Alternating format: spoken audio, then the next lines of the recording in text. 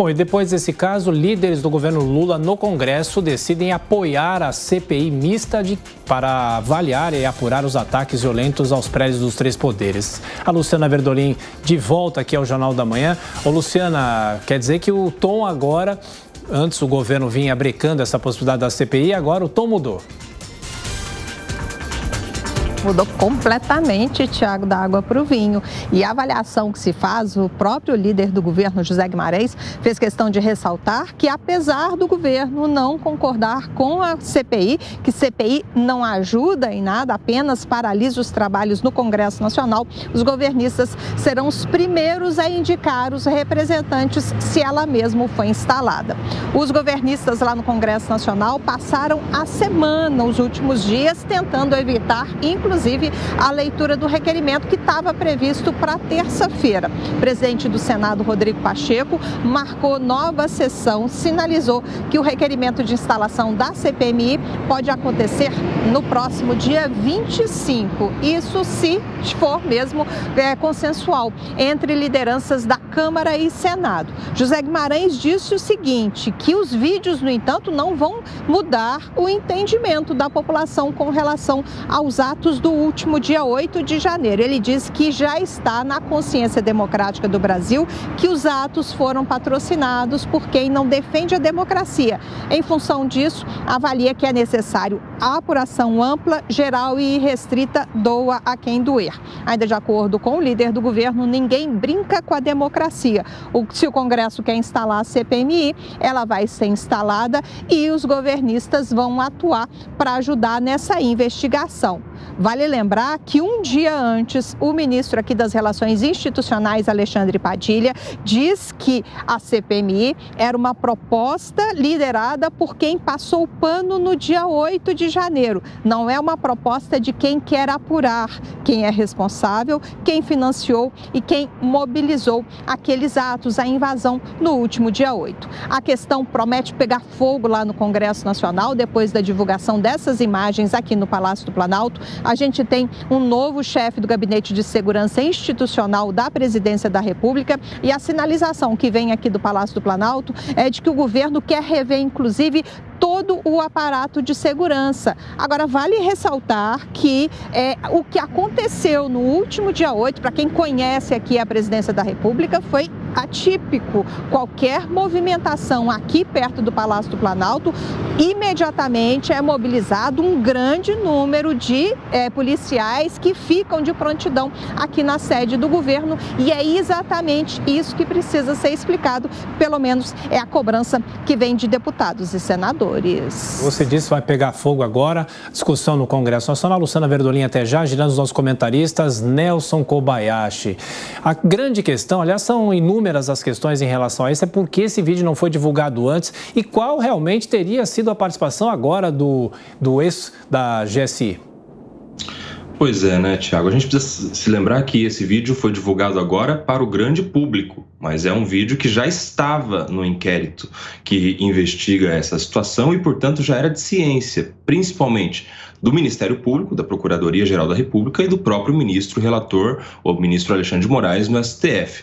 A gente encontra, portanto, omissão agora, claro, do ministro do GSI, da Força de Segurança responsável pelo Palácio do Planalto, mas a gente também precisa pensar em uma outra omissão, a omissão do Ministério Público, que já ciente de todos esses vídeos e, portanto, de todos esses fatos, deixou de dar a devida atenção em relação à responsabilidade ou deu atenção seletiva aos envolvidos nessa questão. Veja que, de um lado, nós tivemos afastamento de governador, prisão de secretário de Segurança Pública, afastamento do comandante da Polícia Militar do Distrito Federal. E de outro, a gente não teve nem um convite, uma oitiva, por exemplo, do ministro do GSI. Importante destacar essa questão também, que isso seja devidamente investigado, seja na investigação regular da Polícia Federal com o Ministério Público e agora também na CPMI, que é inevitável e por isso que o governo agora diz que apoia, porque a situação já é inevitável. Ô Diogo, qual o peso dessa primeira baixa do governo Lula, justamente envolvendo um fato tão cercado de escândalos, e o Ricardo Capelli se tornou um bombeiro oficial de Lula? Pois é, o Ricardo Capelli, que já foi interventor, não é, Adriana, na segurança pública do Distrito Federal depois daqueles fatos de 8 de janeiro. O fato primordial que a gente sempre precisa lembrar sobre aqueles atos é que foram atos de vandalismo cometidos por apoiadores radicais do presidente Jair Bolsonaro que estavam insatisfeitos com a posse de Lula na presidência.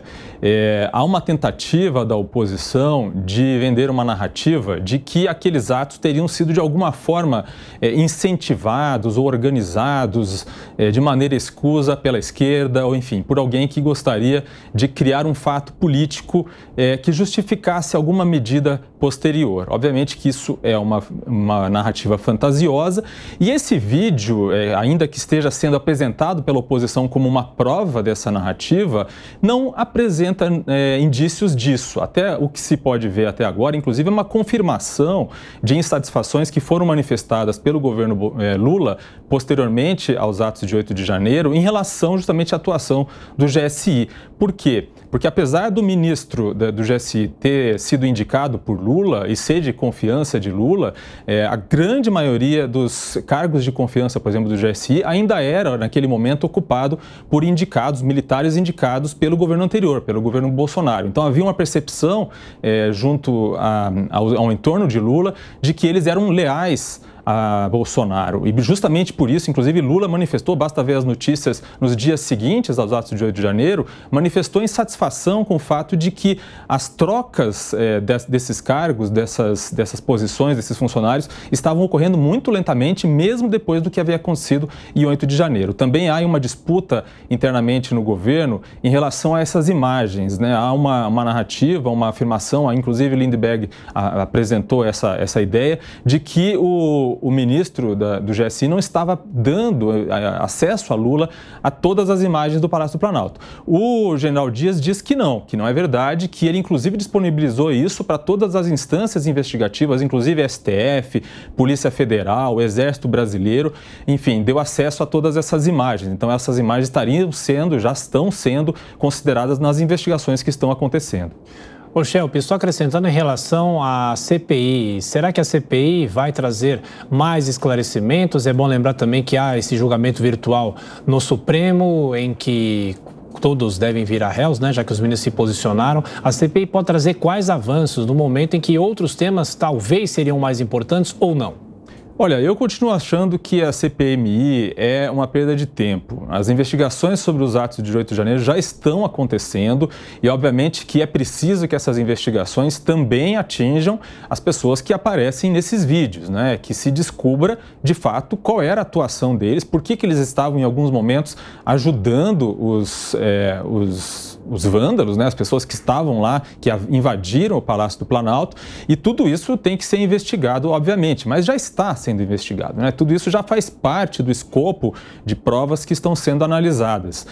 A CPMI vai servir apenas a uma guerra de narrativa, uma tentativa da oposição de reescrever a história, de reescrever os fatos de 8 de janeiro e vai, mais uma vez, incentivar aquela polarização esquerda e direita, PT, PL. Um fato interessante em relação a isso é o seguinte: de fato, como disse o Kobayashi, se tornou inevitável, né, a instalação dessa CPMI. Mas o PL vai ter dificuldade de ter maioria de cadeiras de integrantes dessa CPMI, porque foram criados 2 blocos grandes de partidários na Câmara dos Deputados, por exemplo, e isso pode levar a permitir, por exemplo, ao governo conseguir mais governistas na configuração dessa CPMI.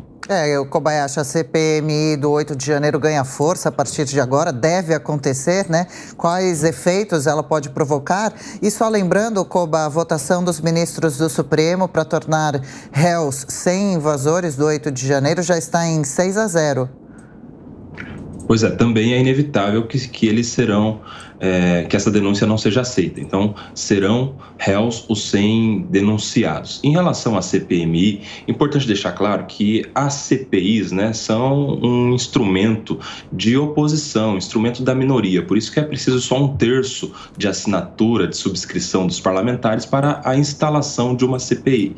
Por isso que é importante que agora, diante da instalação que teremos certamente da CPMI, que ela não seja ocupada por pessoas do governo, porque senão a gente vai tirar a própria essência da CPI, que é um instrumento da oposição. Importante deixar claro. É claro que existe a investigação regular, que é feita pela polícia e pelo Ministério Público Federal, pela Procuradoria-Geral da República, mas agora ficou nítido também que é uma investigação deficitária, que não está dando o devido tratamento às provas que tem nos autos, como, por exemplo, a essas imagens. Por isso que é importante a CPMI também fazer essa investigação paralela. E não há prejuízo algum em excesso de investigação. Aliás, a investigação é uma oportunidade, inclusive a todos os acusados, inclusive aos acusados do governo, para que prestem os seus esclarecimentos, para que contribuam para as investigações, para provar, inclusive, a inocência, se tiver. É importante que haja, sim, a instalação da CPMI e que ela seja ocupada por parlamentares da oposição,